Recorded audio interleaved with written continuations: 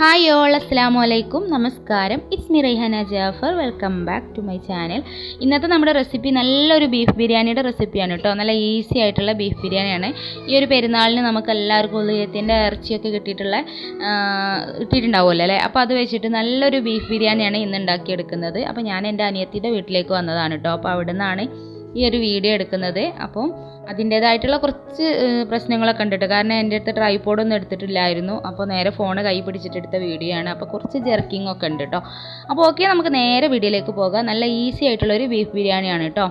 അപ്പോൾ പിന്നെ കുറേ പേര് ചോദിക്കാറുണ്ട്, ഇപ്പം ചാനലിൽ പാട്ടൊന്നും അപ്ലോഡ് ചെയ്യാറില്ലല്ലോ എന്നൊക്കെ.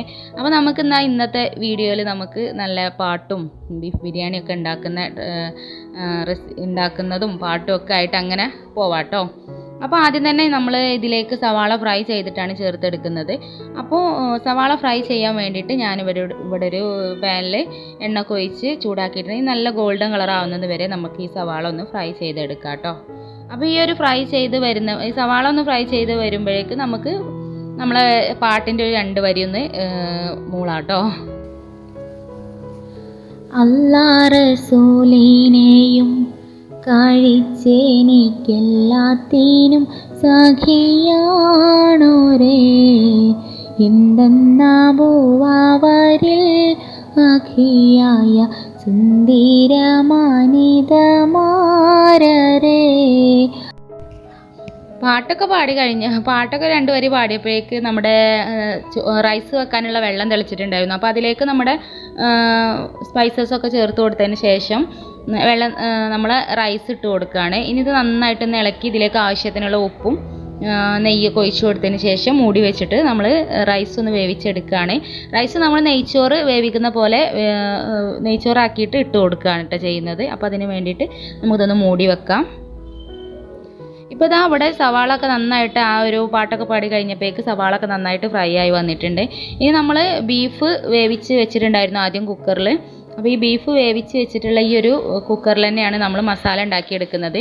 ബീഫ് വേവിച്ച സമയത്ത് നമ്മൾ ഉപ്പും മഞ്ഞൾപ്പൊടിയും ചേർത്തിട്ട് ബീഫ് നന്നായിട്ടൊന്ന് വേവിച്ചെടുത്തേക്കാണ് ചെയ്തിട്ടുള്ളത് കുക്കറിൽ. അപ്പോൾ അത് അപ്പുറത്ത് മാറ്റി വെച്ചിട്ടുണ്ട്. ഇനി ഈ ഒരു കുക്കറിൽ നമുക്ക് ഈ ഒരു എണ്ണ ചൂടായിട്ട് സവാള ഫ്രൈ ചെയ്തപ്പം ചേർത്ത എണ്ണ തന്നെയാണ് ചേർത്ത് കൊടുത്തത്. ഈ എണ്ണ ഒന്ന് ചൂടായതിന് ശേഷം നമുക്ക് ഈ ഇഞ്ചി വെളുത്തുള്ളി ഇട്ടിട്ട് നന്നായിട്ടൊന്ന് വഴറ്റിയെടുക്കാം. ഇത് ചതച്ചെടുത്താണ് കേട്ടോ. പിന്നെ ഇതിലേക്ക് നമ്മൾ ചേർത്ത് കൊടുത്തത് പച്ചമുളകാണ്. പച്ചമുളക് ഇതുപോലെ കീറിയിട്ടാണ് ചേർത്ത് കൊടുത്തിട്ടുള്ളത്. പച്ചമുളകും കൂടെ ചേർത്ത് കൊടുത്തിട്ട് നന്നായിട്ട് ഒന്നും കൂടെ ഒന്ന് വഴറ്റിയെടുക്കാം. ഇനി നമുക്കിതിലേക്ക് തക്കാളി ചേർത്ത് കൊടുക്കാം. ഏകദേശം ഒരു 3 മീഡിയം സൈസിലുള്ള തക്കാളിയാണ് കേട്ടോ എടുത്തിട്ടുള്ളത്. ഈ തക്കാളി ഒന്ന് നമ്മൾ നന്നായിട്ടൊന്ന് ഉടഞ്ഞ് നന്നായിട്ടൊന്ന് വഴറ്റിയെടുക്കണം കേട്ടോ. അപ്പോൾ ഇനി ഇതൊന്ന് നന്നായിട്ടൊന്ന് വഴറ്റിയെടുക്കാം.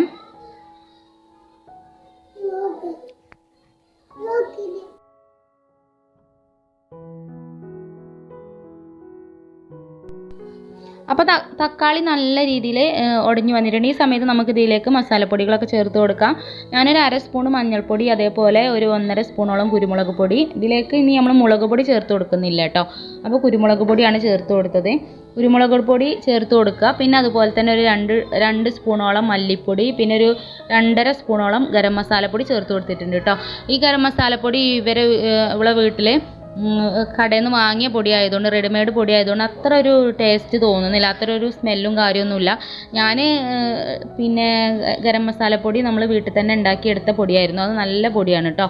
പിന്നെ ഇതിലേക്ക് ആവശ്യത്തിനുള്ള ഉപ്പും കൂടെ ചേർത്ത് കൊടുത്തതിന് ശേഷം നന്നായിട്ടൊന്ന് മിക്സ് ചെയ്തെടുക്കാം.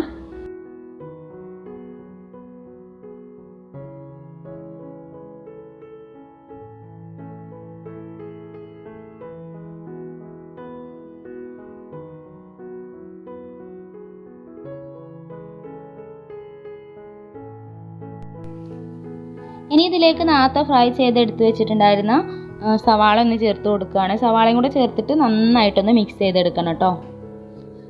ഇത് ഫ്രൈ ചെയ്തതായതുകൊണ്ട് തന്നെ നമുക്ക് ലാസ്റ്റ് ഈ ഒരു ബാക്കിയുള്ളതൊക്കെ വഴറ്റി വന്നതിന് ശേഷം ചേർത്ത് കൊടുത്താൽ മതിയാവും കേട്ടോ.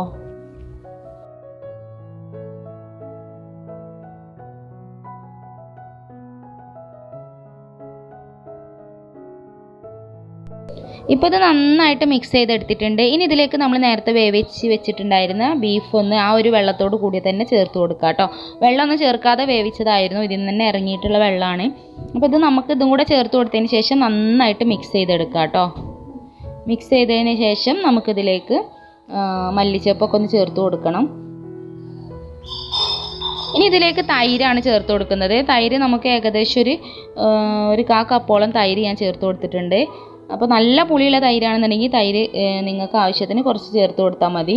ഇത് കുറച്ച് പുളി കുറവുള്ള തൈരാണ് കേട്ടോ, അതുകൊണ്ട് ഞാൻ കുറച്ച് കൂടുതൽ ചേർത്ത് കൊടുത്തിട്ടുണ്ട്. എന്നിട്ട് നന്നായിട്ടൊന്ന് മിക്സ് ചെയ്തെടുക്കാം.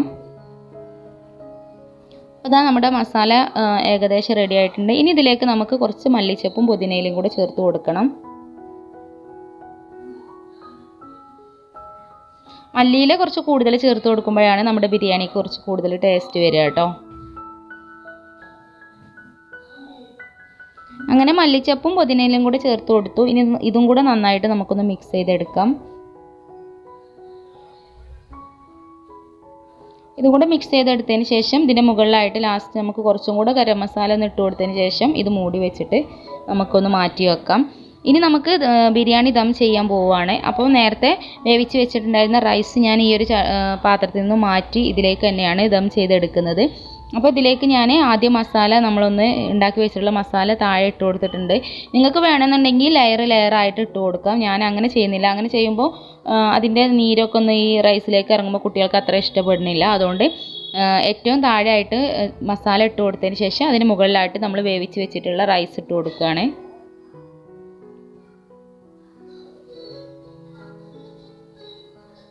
അങ്ങനെ റൈസൊക്കെ ഇട്ട് കൊടുത്തതിന് ശേഷം നമുക്ക് ഇത് മൂടി വെച്ചിട്ടൊന്ന് കുറച്ച് സമയം ഏകദേശം ഒരു 5 മിനിറ്റോളം നമുക്കൊന്ന് ദം ചെയ്തെടുക്കാം. അത്രയേ ഉള്ളൂ കേട്ടോ. ഇത് നന്നായിട്ടൊന്ന് പ്രസ് ചെയ്ത് കൊടുക്കുക. അതിന് ശേഷം ഇതിന് മുകളിലായിട്ട് നെയ്യോ RKG ഏതാ വേണ്ടതെന്ന് വെച്ചാൽ അതൊന്ന് ഒഴിച്ച് കൊടുക്കുക. ഞാനിവിടെ RKG ആണ് ഒഴിച്ച് കൊടുക്കുന്നത്. RKG ഒഴിച്ച് കൊടുക്കുമ്പോഴാണ് നമ്മുടെ ബിരിയാണിക്ക് നല്ലൊരു സ്മെല്ലൊക്കെ വരുന്നത് കേട്ടോ. അപ്പോൾ അതും കൂടെ ചെയ്തതിന് ശേഷം ഞാൻ ഇതുപോലെ ഫോയിൽ പേപ്പർ ചുറ്റി വെച്ചിട്ടുണ്ടായിരുന്നു. ഇപ്പോൾ ഏകദേശം ഒരു 5-10 മിനിറ്റ് ഒക്കെ കഴിഞ്ഞിട്ടുണ്ട്. ഇപ്പോഴാണ് തുറന്ന് നോക്കുന്നത്. ലോ ഫ്ലെയിമിൽ വേണം കേട്ടോ നിങ്ങൾ അങ്ങനെ ദം ചെയ്യേണ്ടത്.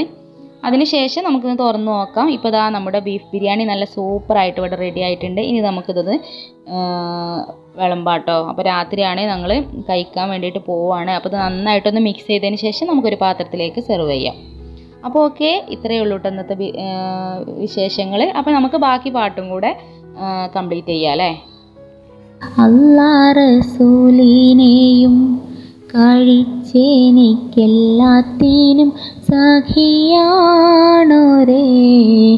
എന്തെന്നാ ഭൂവാവരിൽ ആഖിയായ ചുന്തിരമാനിതമാരരേ